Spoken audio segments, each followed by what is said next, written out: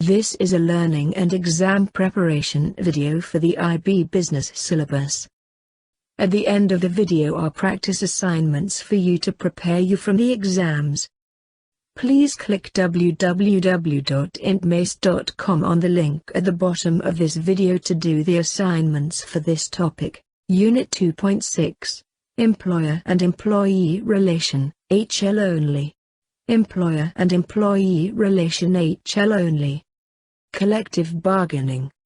This is the process when the worker negotiates the term and conditions of employment with the management. Sources of conflicts.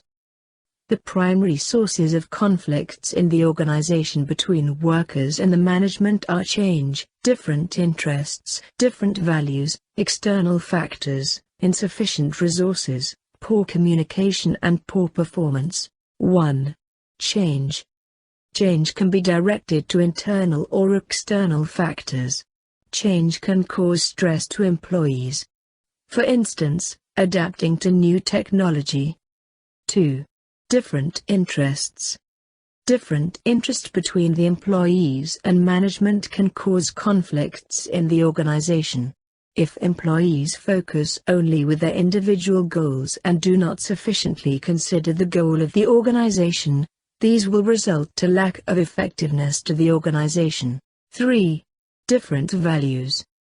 Lack of acceptance and understanding of each culture differences can cause conflicts. 4. External factors. External factors, economic environments, offshoring new employees and political changes, can disrupt the effectiveness in the organization. 5. Insufficient resources. Allocating resources is a significant factor on established business. Insufficient resources can cause conflicts when employees demand more pay. 6. Poor communication. Lack of communication can lead to clashes with the workers and managers because of misunderstanding. 7. Poor performance. Poor performance of each employees can cause big conflicts of the organization since it will to less productivity of the business. Approaches to conflict resolution. Approaches to conflict resolution are: 1. Conciliation and arbitration. 2. Employee participation and industrial democracy. 3. No strike agreement. 4. Single union agreement.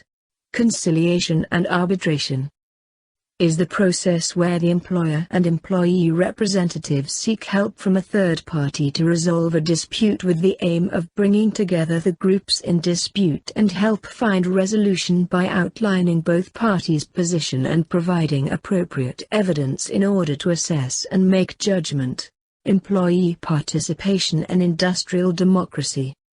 Industrial democracy implies workers' control over industry, perhaps linked with workers' ownership by means of production, as with producer cooperatives. No strike agreement. This occurs when a trade union or employee workforce has agreed not to undertake industrial action unless procedural steps have first been undertaken. Single union agreement is a situation where only one union is recognized as the only representative of employees. This benefits the management in difficulties of negotiating with several unions to get higher pay increase than rival unions and also help avoid possible disruption to the organization. Reasons for resistance to change. Reasons for resistance to change are discomfort, fear, insufficient reward, lack of job skills, mistrust, poor communication, poor timing, prior experience and social support. 1. Discomfort. Employees are usually get used with the current situation in the workplace and may want to maintain its status. 2. Fear. Changes in the workplace often makes employees afraid to go out from their comfort zone since there would be new adaptations and blurry result. 3. Insufficient rewards. Employees often expect that implementing the changes requires them to do more work with constant compensation. 4. Lack of job skills. Employees may lack the skills necessary to perform in the workplace. 5. Poor communication. This result to employees' lack of understanding in the changing workplace. 6. Mistrust. Employees sometimes do not trust the managers. 7. Poor timing. Changes brought about for the needs of the organization but might occur at a time that it may fit poorly with the needs of the employees. 8. Prior experience.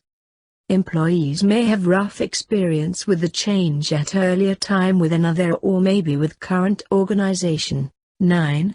Social support. An employee who works with a group of people who resist change may choose to resist for the benefit of maintaining social relationships. HR strategies to reduce the impact of change.